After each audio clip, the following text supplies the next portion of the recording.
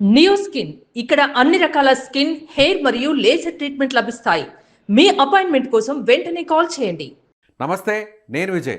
పశ్చిమాసియాలో జరుగుతున్నటువంటి యుద్ధం తీవ్రత కాస్త తగ్గిందా? ట్రంప్ ఇచ్చినటువంటి కొంత వెసులుబాటు అంటే ఏప్రిల్ 6 వరకు విరామాన్ని ప్రకటించడంతో ఇప్పుడు గోల్డ్ ధరలు స్థిరంగా కొనసాగే అవకాశం ఉంటుందా, లేదంటే మళ్ళీ కూడా పెరిగేటువంటి ఛాన్సెస్ ఉంటాయా? తెలుసుకునేటువంటి ప్రయత్నం చేద్దాం. మనతో పాటున్నారు విదేశీ వ్యవహారాల విశ్లేషకులు మామిడి గిరిధర్ గారు. గిరిధర్ గారు నమస్తే. నమస్తే విజయజీ, నీకు మీ ప్రేక్షకులందరికీ నమస్కారాలండి. గిరిధర్ గారు, ఇప్పుడు ప్రస్తుతం కొనసాగుతున్నటువంటి market price 10 gram gold 24 carats 1,48,000 రూపాయలు. అంటే ఇది స్థిరంగా ఉన్నటువంటి ధర అనుకోవచ్చా? మార్కెట్ లో స్థిరత్వం అన్నది ఇప్పుడు ఎప్పుడు ఆ యుద్ధం అయిపోయేంత వరకు మనకు స్థిరత్వం అన్నది మనకు కనిపించదు. ఎందుకంటే మార్కెట్ లో యుద్ధంలో ఎటువంటి పరిణామాలు వస్తాయో దాని ఆధారంగా మార్కెట్లు పైకి కిందికి వెళ్ళడం అనేది జరుగుతూ ఉంటుంది. వాలటిలిటీ అనేది విపరీతంగా ఉంటుంది.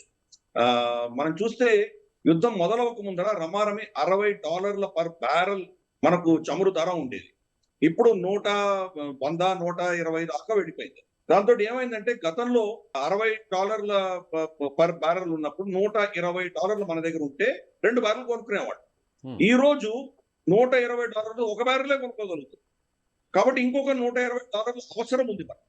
$120 ఎక్కడి నుంచి వస్తాయి?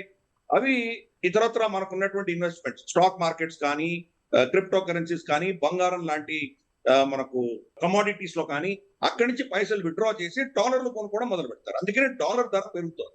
సో ఇవి అన్నిటి కూడా లివరేజ్ అలాగే ఉంటుంది. రేపటి రోజు యుద్ధం ఆగిపోయి చమురు ధర మళ్ళీ కనుక మనకు అక్కడ దీని 60 రేంజ్ లోకి వచ్చిందంటే కనుక, 60-50 ఆ రేంజ్ లోకి వచ్చిందంటే కనుక మళ్ళీ డాలర్ కొంచెం తగ్గి బంగారం పెరిగేటువంటి అవకాశాలు. లాంగ్ టర్మ్ దీర్ఘకాలీనంగా మనం చూసామంటే కనుక చైనా మనకు బంగారం కొంటున్నది. రష్యా కూడా వాళ్ళు బంగారం ప్రొడ్యూస్ చేసేటువంటి ఒక పెద్ద దేశం రష్యా. వాళ్ళు ఎక్స్పోర్ట్స్ ఆపేశారు.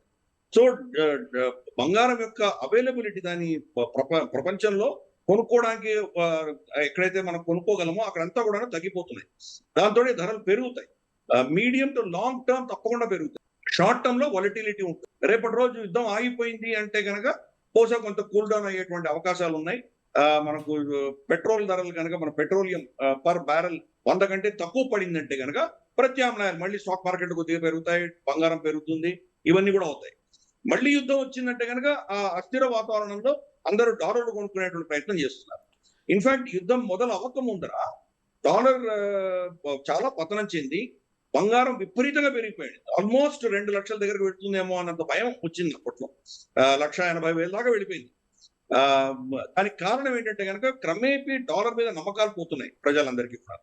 అలాగే పెద్ద పెద్ద దేశాలు, చైనా, భారతదేశం, ఇటువంటి చాలా దేశాలంతా కూడా బంగారం కొనడం మొదలుపెట్టారు. ఎందుకంటే రేపటి రోజు డాలర్ ప్రత్యామ్నాయం ఏదైనా ఉంది అంటే కనుక బంగారమే. కాబట్టి బంగారం మీద ఇన్వెస్ట్ చేసుకుంటూ వెళ్ళారు. డీ డాలరైజేషన్ అంటారు. డాలర్ ప్రత్యామ్నాయం చూసుకునే దిశగా బ్రిక్స్ కరెన్సీస్ రావడం కానీ ఇటువంటివన్నీ వస్తున్నప్పుడు బంగారం అవసరం ఉంటుంది. కాబట్టి దీర్ఘకాలీనంగా బంగారు కొనుగోళ్లలో ఈ దేశాలు, అంటే వ్యక్తిగతంగా మనం కొంటామా లేదా పక్కన పెడితే కూడా దేశాలు, మన రిజర్వ్ బ్యాంక్ ఆఫ్ ఇండియా లాంటి సంస్థలు వాడు కొనుక్కుంటూనే ఉంటాయి. కాబట్టి దానివల్ల ధర పెరుగుతాయి. కానీ ఇప్పుడు ఒక సంక్షోభం వచ్చింది కాబట్టి బంగారాన్ని డిస్పోజ్ చేసి, ఇన్ఫాక్ట్ భారతదేశం కూడా మన గోల్డ్ స్టాక్స్ ని కొంచెం తగ్గించుకున్నాం మనం. దాని ప్రత్యామ్నాయంగా డాలర్లు కొనుక్కోవాల్సిన ఆవశ్యకత ఈరోజు వస్తుంది. అందుకనే అమెరికా ఎప్పుడైతే వాళ్ళ డాలర్ యొక్క ఇంపార్టెన్స్ తగ్గిందో, డాలర్ల యొక్క అవసరం తగ్గిందో ప్రపంచంలో, దాని అవసరం పెంచడానికి కోసం ఇటువంటి యుద్ధాలు చేస్తారు. మనం చరిత్రలో చూసామంటే గత 40-50 ఏళ్లలో చూసామంటే 2 యుద్ధాల మధ్యలో రెసెషన్ వెళ్ళిపోతుంది అమెరికా. రెసెషన్ నుంచి బయటకు రావాలంటే యుద్ధం చేస్తారు. కంటిన్యూస్ గా యుద్ధాలు చేస్తూనే ఉంటారు. యుద్ధం చేస్తే వాళ్ళ మార్కెట్ పెరుగుతుంది, డాలర్ యొక్క డిమాండ్ పెరుగుతుంది, డాలర్లు కొనుక్కోవాల్సిన ఆవశ్యకత తిరిగి వస్తుంది. సో ఇదొక మోడల్ వాళ్ళు చాలా కాలంగా చేస్తున్నారు. అందుకనే అక్కడ ఏదో వాళ్ళు న్యూక్లియర్ వెపన్స్ ఉన్నాయనో, ఇరాన్ వ్యతిరేకంగా ఏమీ లేదు, అసలు ఏమీ లేదు ఉన్నట్టు ఒక రోజు నిద్ర లేచి వాళ్ళు యుద్ధం మొదలు పెట్టారు. అందుకని ఇవన్నీ కూడా ఏంటంటే అమెరికా వాళ్ళ డాలర్ ని బలపరచుకోవడానికి, వాళ్ళ దేశంలో అప్పులు రావడానికి చేసేటువంటి చర్యలు ఇవన్నీ కూడా. ఈ సంవత్సరం రమారమి $2-3 ట్రిలియన్ అప్పులు వాళ్ళు వాపస్ ఇవ్వాలి. అమెరికా ఇచ్చేటువంటి పరిస్థితి లేదు. ఎవరు కూడా దాన్ని అమెరికాలో వచ్చేటువంటి అప్పుని కొనుక్కోవడానికి సిద్ధంగా లేరు. మరి ప్రపంచాన్ని ఫోర్స్ చేసి దాన్ని కొనిచ్చాలంటే ఏం చేయాలి? డాలర్ యొక్క డిమాండ్ పెంచాలి. ఈ రోజు చమురు ధర పెరిగిపోయింది కాబట్టి డాలర్ డిమాండ్ పెరిగింది కాబట్టి ఆటోమేటిక్ గా అందరూ డాలర్లు వాళ్ళ బాండ్లు కొనుక్కోవడం మొదలు పెడతారు. లేకపోతే బాండ్ ఈల్డ్ పెరిగిపోయేటువంటి ప్రమాదం ఉంది. 1.5-2% దగ్గర నుంచి 5% ఇస్తే గానీ మేము బాండ్ కొనము అన్నటువంటి పరిస్థితి వస్తే అమెరికా పరిస్థితి ఏమో. అందుకని ఇటువంటి చర్యలను చేస్తుంటారు వాళ్ళు. గిరిధర్ గారు ఇరాన్ మనకు ఒక వెసులుబాటు కూడా ఇచ్చింది. అంటే కొన్ని మిత్ర దేశాలకు స్ట్రైట్ ఆఫ్ హార్ముజ్ లో ఆయిల్ కానీ ఎల్పిజి కానీ ట్రాన్స్పోర్టేషన్ చేసుకోవడానికి గ్రీన్ సిగ్నల్ ఇచ్చింది. కాబట్టి మనకి ఇప్పటికిప్పుడు వచ్చేటువంటి నష్టం లేదనుకోవచ్చు కదా. మనం ప్రపంచంలో మనం ఐసోలేటెడ్ గా లేదు. ప్రపంచం అంతా దీనివల్ల ఎఫెక్ట్ అయి ఉంటాయి కనుక మనం కూడా దాని నుంచి తప్పించుకోలేదు. అయినా ఇక్కడ చమురు ప్రొడక్షన్ అన్నది ఇప్పుడు తగ్గిపోయింది. అక్కడ ఇప్పుడు సౌదీ అరేబియా కావచ్చు, లేదా మనకు ఖతార్ కావచ్చు, మనకు కువైత్ కావచ్చు, ఇరాక్ కావచ్చు, వాళ్ళు చమురు ప్రొడ్యూస్ కూడా చేయట్లేదు. ఒకప్పుడు 130-140 షిప్పులు అక్కడి నుంచి బయటకు వచ్చేటువంటి పరిస్థితి ఈ రోజు చూస్తే కనుక నెలలో 140 షిప్పులు వచ్చినాయి అంతే. రోజుకి 130 షిప్పులు ఎక్కడ, నెలకి 140 షిప్పులు ఎక్కడ. కాబట్టి మనకు రావాల్సినంత చమురు రావట్లేదు. ప్లస్ ఖతార్ వచ్చేసి వాళ్ళ గ్యాస్ ప్రొడక్షన్ ని ఆపేస్తుంది. ఎందుకంటే వాళ్ళ మీద బాంబులు పడ్డాయి కాబట్టి 17% వాళ్ళ ప్రొడక్షన్ దెబ్బతినింది కాబట్టి ప్రొడక్షనే లేదు. మనం తీసుకోవాలన్నా కానీ ప్రొడక్షన్ లేదు. ఆల్రెడీ దాని లోడ్ అయినటువంటి షిప్పులను బయటకు తీసుకొస్తున్నాం మనం, ప్రొడక్షన్ జరగట్లేదు ఖతార్. కాబట్టి ఈ ఇబ్బందులు ఉన్నాయి మనకి. ప్రొడక్షనే లేనప్పుడు మీరు వెళ్ళి స్ట్రైట్ ఆఫ్ హార్ముజ్ ఓపెన్ చేసినా మీరు ఏం చేయగలరు? ఈ ఇబ్బందులు ఉన్నాయి మనకి. కానీ మనకు ఈ డిస్టింక్షన్ అర్థం చేసుకోవాలి. గ్యాస్, వంట గ్యాస్ కిను తర్వాత మనకు పెట్రోల్ డీజిల్ కి మనం తేడా తెలుసుకోవాలి. పెట్రోల్ డీజిల్ మనకు కొరత లేదు అసలు. మన దగ్గర బాగా 75 రోజులు 80 రోజుల మన దగ్గర నిల్వలు ఉన్నాయి, స్టాక్స్ ఉన్నాయి మన దగ్గర. పైపెచ్చు మనం ఈరోజు ఏప్రిల్ కి సంబంధించి మనం ఆల్మోస్ట్ చాలా విపరీతంగా మనం గతంలో కొనేదానికి రెట్టింపు మనం రష్యా నుంచి కొంటున్నాం. అలాగే మనకు ఈవెన్ ఇరాన్ ఆయిల్ కొంటున్నాం. 2019లో మనం లాస్ట్ కొన్నాం ఇరాన్ నుంచి, తర్వాత మానేసాం మనం. డొనాల్డ్ ట్రంప్ అప్పుడు ఫస్ట్ టైం ప్రెసిడెంట్ గా ఉన్నప్పుడు వేసిన ఆంక్షల వల్ల మనం ఇరాన్ నుంచి కొనడం ఆపేసాం. ఇప్పుడు మళ్ళీ ఇరాన్ నుంచి కూడా కొంటున్నాం. కాబట్టి మనకు పెట్రోల్ డీజిల్ కి కొరత లేదు. చేస్తే కూర్చో దాని ధరలు పెరిగేటువంటి అవకాశాలు కొద్దిగా ఉన్నాయి, కానీ అంతకు మించి ఇంకేం లేదు. ఆ ధరలు కంట్రోల్ చేయడానికే భారత ప్రభుత్వం ఎక్సైజ్ డ్యూటీ తగ్గించడం ఇవన్నీ చేశారు. అలాగే రాష్ట్ర ప్రభుత్వాలు కూడా తగ్గించారు. ఇప్పుడు మనం చూస్తే కనుక మనకు బీజేపీ ఏతర రాష్ట్రాల్లో మనకు పెట్రోల్ ధరలు చాలా ఎక్కువగా ఉంటాయి. ఎందుకంటే మనకు తెలుసు, ఒక 3-4 సంవత్సరాల క్రితం బీజేపీ పాలిత రాష్ట్రాలన్నీ కూడా 10 రూపాయలు తగ్గించాయి. వాళ్ళ స్టేట్ ట్యాక్స్లు తగ్గించుకున్నారు, కానీ ఇవి తగ్గించలేదు. ఫర్ ఇన్స్టెన్స్ మనకు ఆంధ్రప్రదేశ్ ఇప్పుడు మనకు దేశంలోనే హైయెస్ట్ టాక్సేషన్ పెట్రోల్ మీద ఉన్నది ఆంధ్రప్రదేశ్ లో. దాని తర్వాత మనకు తెలంగాణ, తర్వాత కర్ణాటక, తమిళనాడు ఇవన్నీ కూడా చాలా హైగా ఉంటాయి. పక్కన ఉన్నటువంటి మహారాష్ట్ర, మధ్యప్రదేశ్, ఉత్తరప్రదేశ్ ఇవన్నీ కూడా తక్కువ ఉంటాయి. ఆల్మోస్ట్ 10 రూపాయలు తేడా ఉంటుంది వాటికి వీటికి. కాబట్టి రాష్ట్ర ప్రభుత్వాలు కూడా కొంత దీన్ని తగ్గిస్తే కనుక ప్రజలకు కొంత ఊరట కలుగుతుంది. సో ఇవి ఈ యొక్క ఇబ్బంది తప్ప ప్రైసింగ్ ఇష్యూ ఒకటే, కానీ అవైలబిలిటీ అనేది మనకి ఇబ్బంది లేదు, మనకు కొరత లేదు. పెట్రోల్ సంబంధించి, గ్యాస్ కి సంబంధించి మనకు కొరత ఉన్నది. ఎందుకంటే రమారమి 50-60% మనం ఖతార్ నుంచి కొంటున్నాము. ఖతార్ ప్రొడక్షనే ఆపేసి, కాబట్టి మనకు ఆ ఇబ్బందులు ఉన్నాయి. అది కూడా మనకు ఎల్పిజి మన సిలిండర్లు ఏవైతే ఉన్నాయో దానికే ఇబ్బంది. మనకు పైప్ గ్యాస్ లైన్ చాలా పట్టణాల్లో ఉన్నాయి. ఆ పైప్ గ్యాస్ లైన్ ఎటువంటి ఇబ్బంది లేదు. మనకు అస్సాం ఫీల్డ్స్ నుంచి కావచ్చు, లేదా మనకు కృష్ణా గోదావరి కేజీ బేసిన్ నుంచి కావచ్చు వస్తున్నటువంటి సరఫరా, దాంట్లో మనకేం ఇబ్బంది లేదు. అది మనకేం ప్రాబ్లం లేదు. ప్రత్యామ్నాయాలు ఆల్రెడీ ఆర్డర్ ఇచ్చాము. అర్జెంటీనా నుంచి వస్తున్నాయి, అమెరికా నుంచి వస్తున్నాయి, అలాగే మన కెనడా నుంచి వస్తున్నాయి. ఇవి అక్కడి నుంచి షిప్లు రావడానికి కనీసం అంటే 25 రోజుల నుంచి 30 రోజులు పడతాయి. కాబట్టి మనకు ఏప్రిల్ ఎండ్కి బహుశా ఇవన్నీ కూడా వస్తాయి. మనకు మే 2nd, 3rd week of May వచ్చేసరికి మనకు ఈవెన్ గ్యాస్ సిలిండర్ల ఇబ్బంది కూడా మనకు ఉండదు. ఖతార్కి ప్రత్యామ్నాయాలు చూసుకుంటారు. ఇంత లోపల ఖతార్ ప్రొడక్షన్ మొదలు పెడితే మనకు స్ట్రైట్ ఆఫ్ హార్ముజ్ లో ఇరాన్ పర్మిషన్ ఇచ్చింది కాబట్టి బహుశా అక్కడి నుంచి కూడా కొంచెం తెచ్చుకునేటువంటి ప్రయత్నం చేస్తాం. సో ప్రత్యామ్నాయాలు చూసుకుంటున్నాం మనం. కొంత ఒక 5-6 వారాలు ఇబ్బంది మనకు తప్పకుండా ఉంటుంది దీనివల్ల.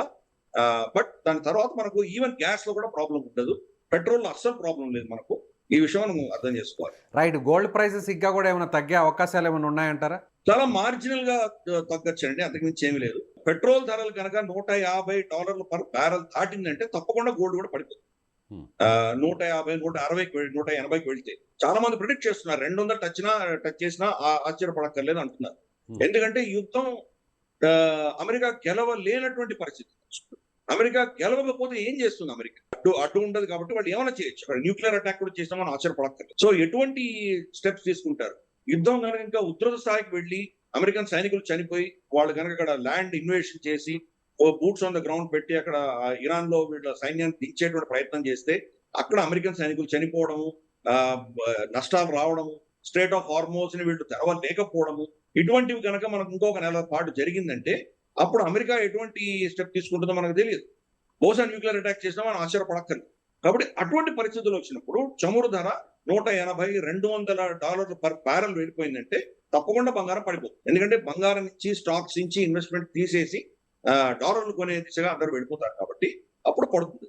లేదు, యుద్ధం కొంత శాంతియుతంగా దీన్ని ఏదో చర్చల ద్వారా దీన్ని క్లోజ్ చేసే దిశగా వెళ్ళిందంటే కనుక మళ్ళీ స్టెబిలైజ్ అవుతుంది బంగారం.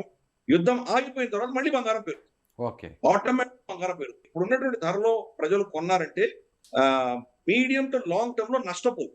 సరే, ఈ రోజు కొన్నాను రేపు అమ్మాలి అనుకుంటే బహుశా నష్టాలు రావచ్చు, కొద్దిగా తగ్గచ్చు. కానీ 3 నుంచి 5 సంవత్సరాలు మీడియం టర్మ్ ఎవరైనా కనుక దాన్ని ఇన్వెస్ట్ చేయదలుచుకుంటే వాళ్ళకి రిటర్న్స్ వస్తాయి, నష్టపోరు వాళ్ళు. యుద్ధాలు అయిపోయిన తర్వాత తప్పకుండా మళ్ళీ పెరుగుతుంది. ఎందుకంటే నేను ఫస్ట్ లో చెప్పాను కదా, డీడాలరైజేషన్ దృష్ట్యా దేశాలన్నీ కూడా బంగారు కొనుక్కుంటున్నాయి. టన్నులు బంగారం కొంటున్నాయి దేశాలన్నీ. మనం కూడా కొన్నాం. మోదీ గారు వచ్చినప్పటికీ మన దగ్గర 450 టన్నుల బంగారం ఉండేది మన దేశం. ఈ రోజు మనకి రమారమి 900 టన్నుల బంగారం ఉంది. దాన్ని డబుల్ చేశారు 10 ఏళ్లలో మోదీ గారు. సో అందుకని అన్ని దేశాలు ఇలాగే ఉన్నాయి. ఇన్ఫాక్ట్ చైనాలో అయితే కనుక రమారమి 2000 టన్నులు వాళ్ళు ఎక్కువ కొన్నారు గత 10 సంవత్సరాలు. అలాగే చాలా దేశాలు కొంటున్నాయి. ఇవన్నీ ఎందుకంటే కనుక వాళ్ళ కరెన్సీని బలపరచడానికి. బ్రిక్స్ లో ఒక ప్రత్యామ్నాయం రాబోతుంది. 40% గోల్డ్ తో పెగ్ అయి ఉంటుంది, 60% ఆ దేశపు కరెన్సీ దాని యొక్క స్ట్రెంగ్త్ దాని ఆధారంగా ఉంటుంది. అలా ఒక ఫార్ములా తీసుకొస్తున్నారు. డాలర్ కి ప్రత్యామ్నాయమైనటువంటి ఒక కరెన్సీయో లేదా ఒక సిస్టమ్ తీసుకొచ్చేటువంటి ప్రయత్నం జరుగుతుంది. వీటిని గండు కొట్టడానికి కోసమే ఈ యుద్ధాలు చేస్తున్నాడు డొనాల్డ్ ట్రంప్. ఎందుకంటే ఎట్టి పరిస్థితుల్లో అమెరికా డాలర్ ని దాటి ఇంకేది ఉండకూడదు అన్న దృష్ట్యా ఇటువంటి అస్థిర వాతావరణ ప్రపంచం అంతా క్రియేట్ చేస్తుంది అమెరికా. కానీ ఈ మోడల్ ఎంతకాలం పనిచేస్తుంది? క్రమేపీ కొంతకాలం అయిన తర్వాత ప్రపంచంలో దానికి ప్రత్యామ్నాయాలు వస్తాయి. కాబట్టి లాంగ్ టర్మ్, ఎస్పెషలీ మనం కనుక 10 సంవత్సరాల విండో పెట్టామంటే కనుక బంగారంలో మీకు మినిమం అంటే మినిమం ఇప్పుడు ఇన్వెస్ట్ చేసిన దాంట్లో డబుల్ రిటర్న్స్ మీకు తప్పకుండా వస్తాయి. సో అందుకని బంగారం అన్నది ఎప్పుడు కూడాను బంగారమే కరెన్సీ. మనకి ఎప్పుడు కూడా ఈ నోట్లు ఏవి కరెన్సీ కాదు. నోట్ల మీద సంతకం పెడతారు. మీరు ఈ పేపర్ కనుక మన దగ్గర మీరు ఇస్తే దీని యొక్క విలువ ₹100 నేను ఇస్తాను అని చెప్పి reserve bank of India governor సంతకం పెట్టిన పేపర్, కాగితం తప్ప ఇంకేం లేదు. కాగితం విలువ 0.1 పైసా తప్ప ఇంకేమీ లేదు. దాన్ని ఆ ప్రామిస్ కే విలువ ఉంది. ఆ ప్రామిస్ కి విలువ ఏంటో మనం చూస్తున్నాం. గత సంవత్సరం ₹100కి మనం ఒక కేక్ కొనగలిగితే ఈ రోజు ₹100 ఒక కేక్ రావట్లేదు. పెట్రోల్ ఒక లీటర్ లాస్ట్ ఇయర్ ₹100 కొనుక్కుంటే కనుక వచ్చే నెలలో ₹100 ఒక లీటర్ పెట్రోల్ రాదు. అంటే కరెన్సీ యొక్క డీవాల్యుయేషన్ అవుతుంటుంది, దాని యొక్క వాల్యూ పడిపోతూ ఉంటుంది. కానీ బంగారు విలువ పెరుగుతూనే ఉంటుంది. ఇదే సమయంలో లాస్ట్ ఇయర్ మనం చూసామంటే మనకు గత సంవత్సరం 2025లో మనం చూసామంటే కనుక రమారమి 1,10,000 రేంజ్ లో ఉండింది, 1,50,000 రేంజ్ లో. అంటే ఒక సంవత్సరానికి పోల్చి చూస్తే ఇప్పుడు కూడా ఇంకా బంగారు ధర ఎక్కువగానే ఉంది. కానీ మధ్యలో 1,80,000 పడి వెళ్ళి మళ్ళీ తగ్గింది. అది కొంత కరెక్షన్ ఉంటుంది. ఎందుకని చెప్పాను కదా, దీని నుంచి ఇన్వెస్ట్మెంట్స్ అన్ని విత్డ్రా చేసి బంగారంలో కొంటారు. ఒకటి. రెండవది ఏమైందంటే బంగారం మీద ఈటీఎఫ్లు అంటారు. అంటే ఫిజికల్ బంగారం కాకుండా బంగారం స్టాక్స్ లో విపరీతంగా స్పెక్యులేట్ చేసి చాలా మంది కొన్నారు. కాబట్టి ఈ సమయం చూసుకుని అవన్నీ కూడా ఎగ్జిట్ అవుతున్నారు. దాంతో బంగారం కొంత కరెక్షన్ అనేది మనం చూస్తున్నాం. కానీ నేను ఇందాక చెప్పినట్టు మీడియం టు లాంగ్ టర్మ్ మాత్రం బంగారు ధర పెరిగి తీరుతుంది. 4 నుంచి 5 ఏళ్ల లోపు 2 లక్షలు టచ్ అయినా మనం ఆశ్చర్యపడక్కర్లేదు. క్రమేపీ ఈ దేశాలన్నీ కూడా బంగారం కొనడం మొదలు పెట్టేసరికి దాని మీద డిమాండ్ పెరుగుతుంది. ప్రపంచంలో బంగారం యొక్క అవైలబిలిటీ తగ్గిపోయింది. కాబట్టి క్రమేపీ మనం చూస్తాం, యుద్ధం ఆగిపోయిన తర్వాత బంగారం మళ్ళీ పికప్ అవుతున్నది. ఏ రేట్ ఉన్నా కానీ దాన్ని కొనుక్కోవడం అనేది ఉత్తమము. కానీ ఇమ్మీడియట్ గా నేను మళ్ళీ స్పెక్యులేట్ చేసి అమ్మి దాని లాభాలు సంపాదించాలంటే కనుక ఈ వాలటిలిటీలో కొంత మనకు నష్టాలు వచ్చినా ఆశ్చర్యపడక్కర్లేదు. నేను చెప్పినట్టు 3 నుంచి 5 ఏళ్ల వరకు మనం కనుక దాన్ని బంగారం పెట్టుకొని ఉండగలిగితే, దాని మీద స్పెక్యులేట్ చేసి మనం దానికి మన దగ్గర ఉంచుకోగలిగితే తప్పకుండా లాభాలు వస్తాయి. 5 ఏళ్ల తర్వాత మాత్రం ఇది 2 లక్షలు తప్పకుండా దాటుతుంది. Right sir, thank you sir, thank you so much. నమస్తే.